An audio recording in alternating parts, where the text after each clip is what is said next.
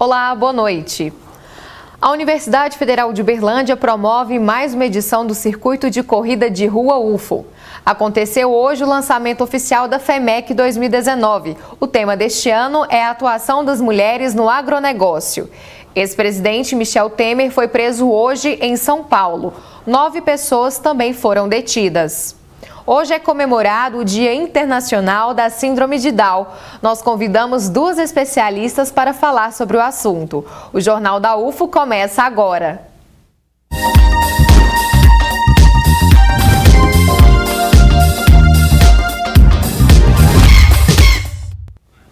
Você gosta de correr? Estão abertas as inscrições para o Circuito de Corrida de Rua UFO.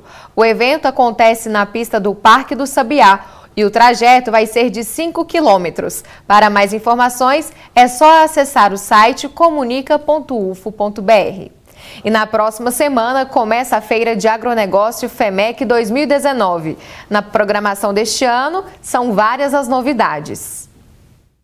O tema deste ano exalta as mulheres no agronegócio. A dona Cristiane Maria de Castro, produtora de suínos, foi uma das homenageadas na solenidade de abertura da FEMEC 2019 e reforçou o importante papel da mulher no agronegócio brasileiro. Hoje em dia é sabido que as mulheres realmente estão à frente do agronegócio.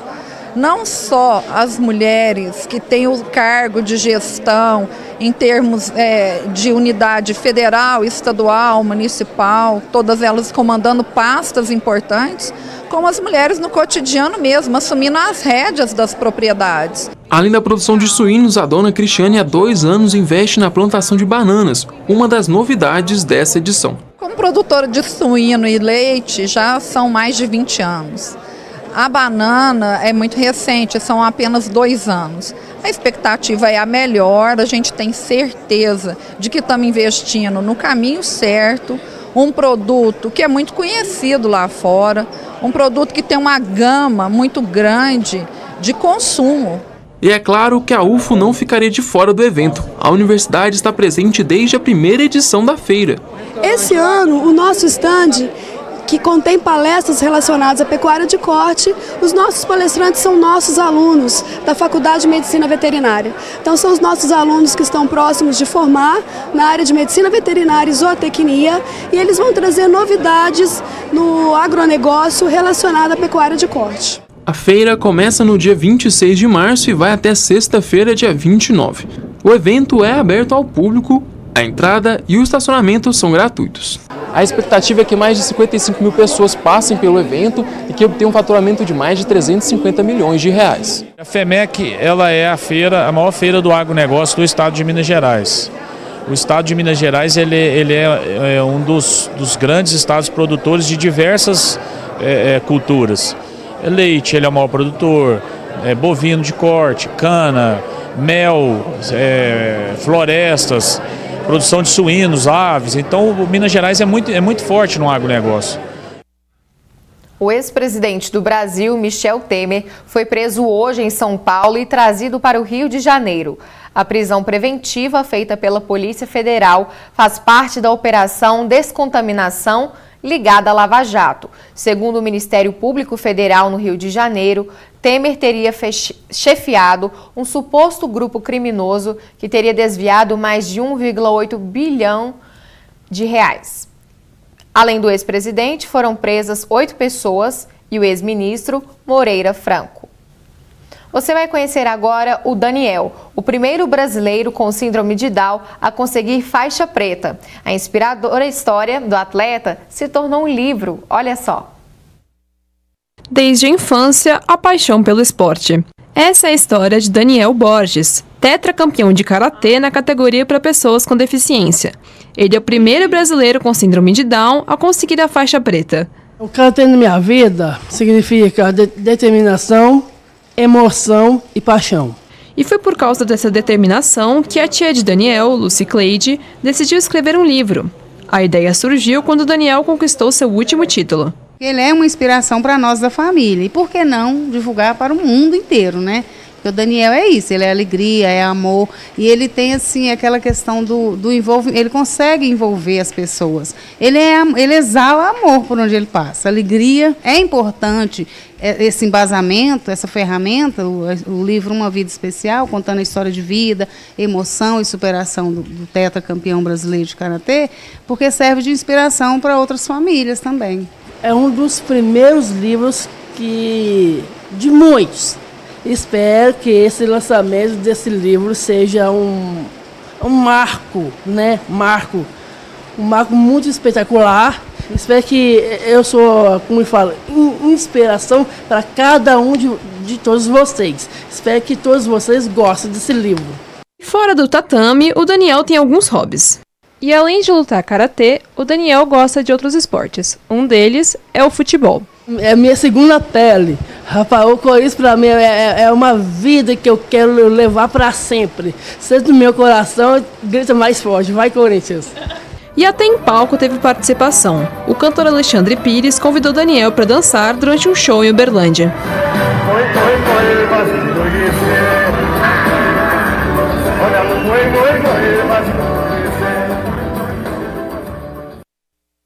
E para participar do Jornal da UFO de hoje, nós convidamos a doutora Nívia de Macedo, que é médica neuropediatra. Boa noite, doutora Nívia, bem-vinda ao Jornal da UFO. Muito obrigada.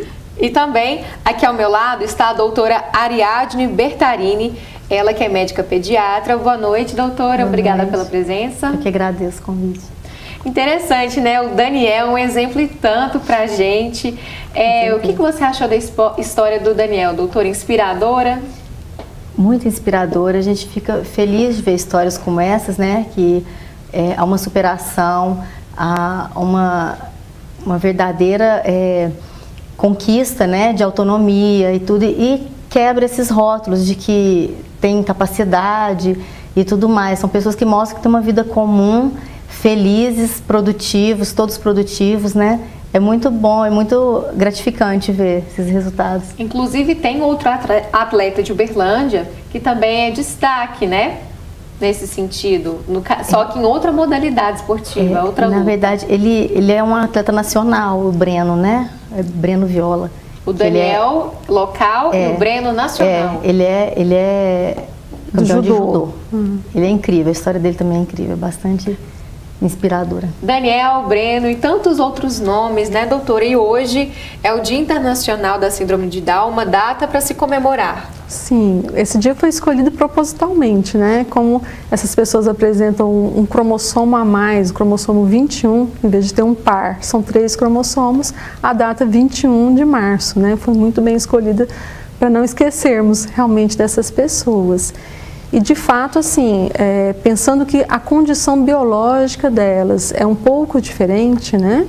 Elas têm algumas particularidades que exigem da família um cuidado, principalmente no início da vida, que podem apresentar um atraso no desenvolvimento, hipotonia, e a maioria apresenta, assim, principalmente a dificuldade no desenvolvimento da linguagem e também uma deficiência intelectual.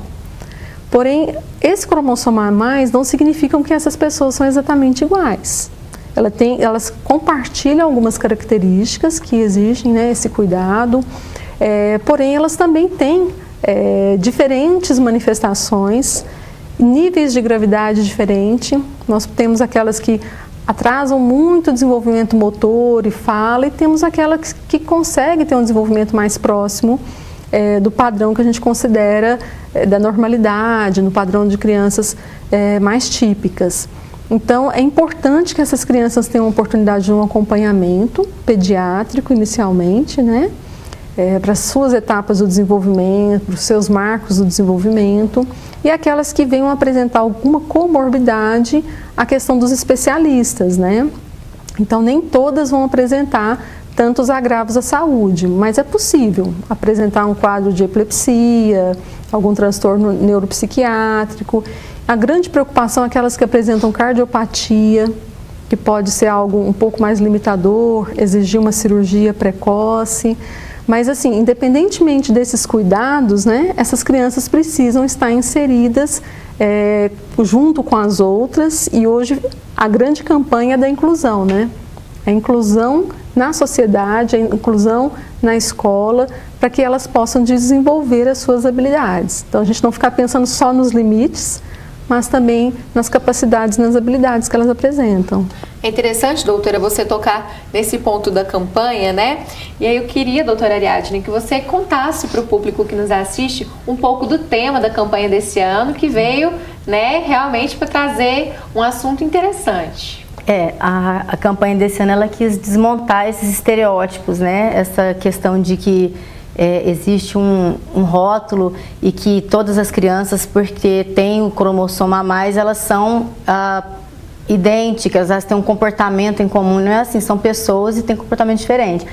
Então, aquela questão de falar, são todos anjos, ou são todos afetuosos, não é bem assim, são pessoas comuns e elas têm as características delas, as particularidades delas, né? O mais importante é oferecer as oportunidades para que elas consigam desenvolver toda essa capacidade. E, por exemplo, no caso das famílias, você até mesmo, inclusive, é mãe da Camila, né? Sim, de 5 anos, e que ela tem a síndrome de Down. E compartilha agora com as famílias, né? Essa questão da vivência, como inserir também essas crianças no núcleo familiar, nas atividades em família. Então, no caso, particularmente da Camila, é uma criança cheia de energia, alegre, ela é apaixonante, assim, é uma criança com muita vitalidade, né? E isso é dela, não é da síndrome, tá? Então, assim, ela faz natação, faz música, ela vai para a escola, a gente sai, vai passear, vai para o cinema, viaja, ela gosta de tudo, como qualquer outra criança. Ela tem as particularidades dela, assim como a minha outra filha, Gabriela, também tem, e assim como todas as crianças têm. Então, a gente tem que pensar primeiro que a criança tem que ser feliz e proporcionar para ela tudo que se proporciona para qualquer outra criança, com estimulação intensa, né, com oportunidades. E tem os cuidados, sim, como a doutora Nívia citou, a gente tem que estar sempre atento, porque existem várias doenças que são associadas à síndrome de Down, então a gente tem que ter um cuidado especial. Existe protocolo de acompanhamento para a saúde da pessoa com síndrome de Down nas várias faixas etárias, né, desde bebê, ter esse cuidado de investigar desde cedo, se tem alguma condição que está acompanhando aí, por exemplo, condições precoces, como a cardiopatia, que você avalia, acompanha, alguns casos são cirúrgicos, né? Outros são tranquilos, por exemplo, a Camila teve uma cardiopatia, mas foi mais tranquila, não precisou de cirurgia, né? Ela teve uma vida totalmente normal, como diz a colega que na época acompanhava comigo, né, que além de mãe eu sou pediatra dela, mas assim, sempre com uma equipe junto, opinando. Então ela fala, esquece que ela tem alguma coisa no coração, vai, né, deixa ser feliz e brincar e fazer todo tipo de atividade física. Então é isso, acho que o mais importante é dar as oportunidades para a criança.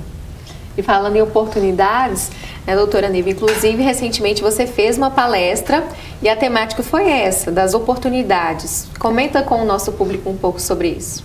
Assim, a gente quis abordar o seguinte aspecto, a síndrome de Down, um mundo de possibilidades. Então, do ponto de vista biológico, orgânico, embora essas pessoas tenham, né, essa diferença em relação ao cromossomo, não significa que elas são todas iguais, que elas se comportam da mesma maneira do ponto de vista biológico. Nem todas têm a cardiopatia, nem todas têm o hipotireoidismo, né? Nem todas vão ter um atraso tão importante na linguagem ou a própria deficiência intelectual, porque os trabalhos têm mostrado que o QI dessas pessoas pode variar de 20 a 80. O QI normal ele seria, né, de 80 a 120, né?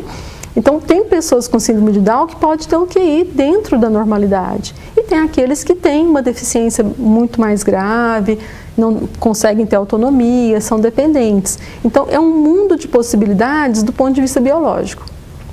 Agora, do ponto de vista pessoal, enquanto indivíduos, enquanto pessoas, olha a riqueza que nós temos, né? Se a gente sai na rua e olha as pessoas que estão caminhando, é um mundo de possibilidades, né? E essas pessoas que têm a síndrome de Down também. Então, elas podem ter aptidões, habilidades, prazeres em determinadas áreas, né? E que nós precisamos identificar isso. Então, saber quem é a pessoa, independentemente de ter ou não uma alteração cromossômica e oferecer para essas pessoas aquilo que realmente vai favorecer o seu desenvolvimento. Então, nós da área médica não estamos preocupados hoje em dia apenas em dar um diagnóstico, em dar um CID. Nós temos a preocupação com o estado de saúde como um todo, mas também o quanto aquela condição de saúde afeta a participação dessas pessoas na vida social, nas suas atividades, e quais são as habilidades que elas apresentam e que possam ser desenvolvidas, e identificar fatores pessoais ou ambientais que possam ser barreiras ou que possam ser facilitadores. Então, é o nosso papel na área de saúde, a equipe médica, a equipe de terapeutas, identificar esses facilitadores, as barreiras para serem ultrapassadas, né, e os facilitadores para trazer essas pessoas num campo, né, de uma vida mais plena. Então, é este olhar que nós precisamos continuar desenvolvendo na sociedade. Eu sou bastante otimista. Eu acredito que nós já avançamos muito, temos ainda muitos espaços, né, para conquistar, mas a gente vive um momento da sociedade, eu acho que bastante favorável. As pessoas estão muito afeitas a essas ideias e eu tenho percebido uma receptividade muito grande das escolas. Estão mais preparadas. No segundo bloco, a gente vai conversar então sobre as escolas e também como a sociedade, né, tem lidado também com essa data que é tão importante. Você tem perguntas sobre a síndrome de Down? Então envie para a gente, pode ser na página da TV Universitária no Facebook ou pelo WhatsApp. Anota o número 996397880. E depois do intervalo tem a estreia de um novo quadro, o Ciência UFO. Não saia daí, nós voltamos já já.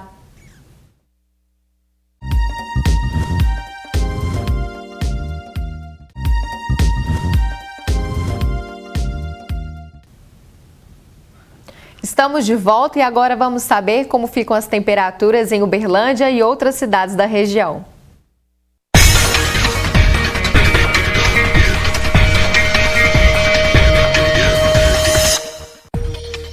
A sexta-feira em Uberlândia deve ter temperaturas amenas e chuvas isoladas durante manhã, tarde e noite. Máxima de 24 e mínima de 18 graus. Em Patos de Minas, a previsão é a mesma: chuva, calor e temperatura máxima de 24 graus, com mínima de 18. Em Monte Carmelo, a possibilidade de chover é de 67%. Não deve ficar muito quente, máxima de 25 e mínima de 20 graus. Quem está em Ituiutaba não tem refresco. Deve fazer calor e tem possibilidade de pancadas de chuva durante a tarde, mínima de 20 graus e máxima de 30. Em Patrocínio também vai ter muita umidade. A chance de chover é de 90%, máxima de 24 e mínima de 18 graus. O tema do Jornal da UFO de hoje é o Dia Internacional da Síndrome de Down. E a nossa equipe foi conferir as atividades realizadas na APAI que ajudam no desenvolvimento de crianças e jovens que têm essa condição genética. Na APAI de Uberlândia tem atividades que vão desde a saúde até hobbies. O coral da instituição, por exemplo, já participou de competições dentro e fora de Uberlândia.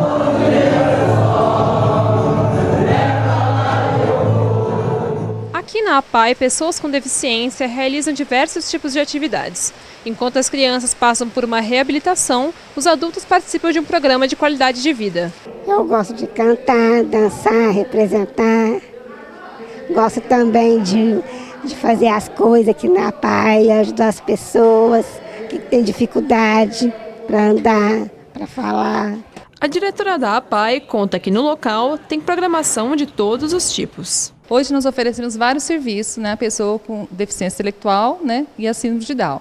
E nós temos a parte da saúde, que é estimulação precoce, fonoaudióloga, psicóloga, terapia ocupacional.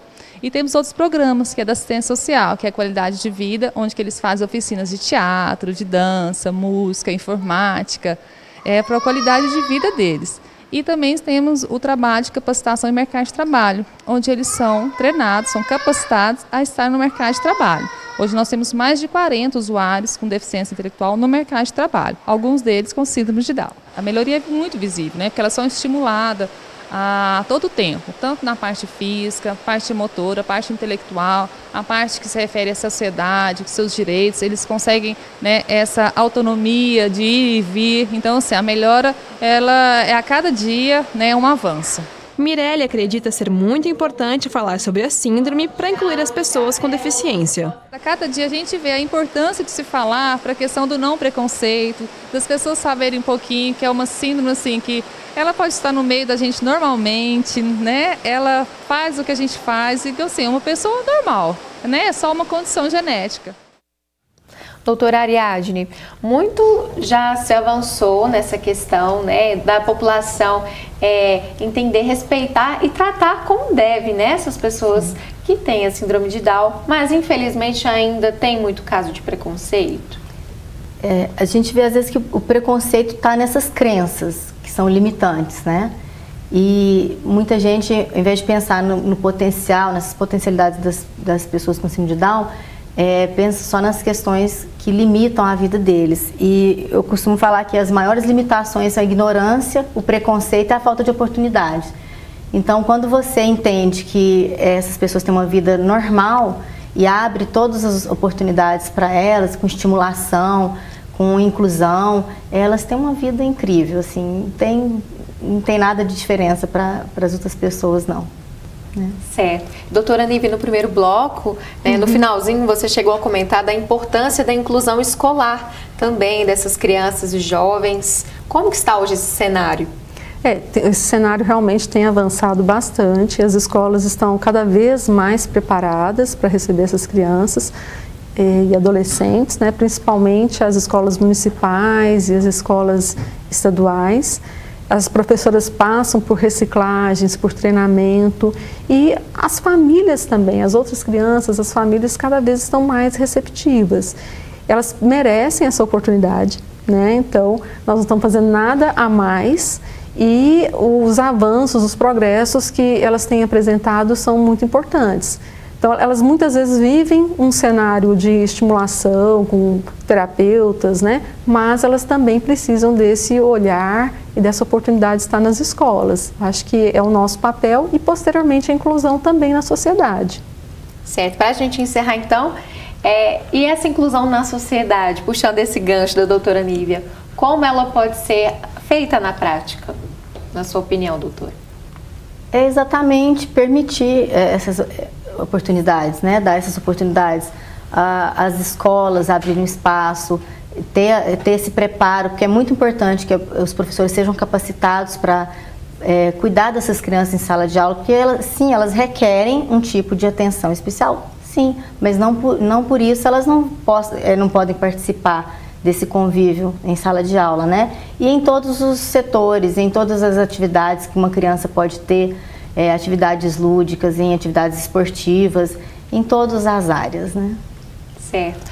Então, para encerrar também, sua última fala, doutora Nívia, com esse dia tão especial, qual a mensagem que você deixa para quem está nos assistindo? Que realmente acreditem, né, que essas pessoas têm o seu potencial. Nós temos na Europa, nos Estados Unidos, no Brasil, tantos representantes, vereadores, né? Nós temos empreendedores, nós temos atores, né? A gente vai vendo assim a riqueza, quanto que nós podemos aprender, o quanto que essas pessoas nos ensinam, né? Desde a infância, a adolescência, a vida adulta. Então, termos esse olhar de amor e de oferecer as oportunidades, tratar o outro como nós gostaríamos que também fôssemos tratados. Tá certo. Estreia hoje aqui no Jornal da UFO o quadro Ciência UFO, um espaço para divulgar as pesquisas feitas pela comunidade acadêmica da Universidade Federal de Berlândia. E você já imaginou fazer parte de um grupo de estudos em comunicação pública da ciência? A repórter Isabela Rodrigues traz mais informações. Olá pessoal, a iniciativa do Grupo de Estudos partiu da Diretoria de Comunicação da UFO, por meio da Divisão de Divulgação Científica. A Dielen Borges, editora de Ciência da UFO, explica melhor para a gente sobre isso. Dielen, então quais são as atividades desenvolvidas pelo grupo? Bom, como é um grupo de estudo, a principal atividade é estudar. Nós selecionamos alguns textos que também podem ser indicados pelos integrantes do grupo. Com antecedência nós fazemos a leitura desse material e quando nos encontramos é para debater, para cada um falar o que achou do que leu, e a gente passa uma tarde fazendo o estudo daquele material. E como que surgiu a ideia de começar esse grupo? A ideia surgiu quando nós criamos a divisão de divulgação científica no início do ano passado e nós percebemos que tínhamos ainda algumas dificuldades para entender alguns termos como o que é divulgação científica, o que é comunicação pública da ciência, o que é popularização da ciência. Então nós percebemos assim, estamos numa universidade, se surgem essas dúvidas, o que a gente tem que fazer? Vamos estudar, vamos atrás de trabalhos que já existem sobre isso. É uma área que não tem tantos estudos, mas temos trabalhos bons já publicados e nós começamos já os servidores e os estagiários da divisão de divulgação científica a se reunir e a debater alguns textos. Mas começaram a aparecer outras pessoas de outras partes da universidade interessados em participar desses debates e nós decidimos transformar em uma ação de extensão, por isso que vai ser certificado essa participação e estamos recebendo outras pessoas para participar também, acabou se transformando num grupo de estudos. Nessa experiência toda, por que é importante os pesquisadores saberem como funciona a divulgação científica? É importante entender o que é divulgação científica para começar a praticar melhor, assim como nós também, jornalistas, o nosso setor que tem mais profissionais da área da comunicação. Nós acreditamos que se nós entendermos quais são os princípios da comunicação pública da ciência, nós vamos fazer um trabalho melhor. Acreditamos que os pesquisadores também podem seguir nessa mesma tendência, entendendo qual é a importância disso, por que precisamos gerar esse engajamento no público, por que a comunidade externa precisa entender o que se faz em termos de ciência na universidade. Então é o próprio conhecimento sendo utilizado para que a gente possa fazer uma divulgação científica melhor. E para finalizar então, quem tiver interesse, como pode se inscrever e até quando? Bom, as pessoas podem enviar e-mail para comunicaciencia@ufo.br até o dia 25 de março. Depois que as pessoas nos enviarem esses e-mails com o nome, qual que é o vínculo com a UFO, ou se não tem vínculo com a UFO, porque é aberta à comunidade externa também, é uma ação de extensão, nós vamos responder o e-mail com mais informações, com qual que vai ser o material de leitura, e depois a gente passa também qual é o calendário das próximas reuniões para acontecerem os debates. Tá bom, obrigada, Jelen, pelas informações. Então fica aí o convite para todo mundo. Isabela Rodrigues para o Jornal da UFO. Doutora Ariadne, muito obrigada pela sua participação aqui no Jornal da UFO. Eu que agradeço, foi um prazer. Doutora Nívia, muito obrigada também por tudo que você compartilhou com a gente hoje. É um grande prazer, muito obrigada, viu? Eu agradeço também a sua companhia. O Jornal da UFO fica por aqui. Uma boa noite e até mais.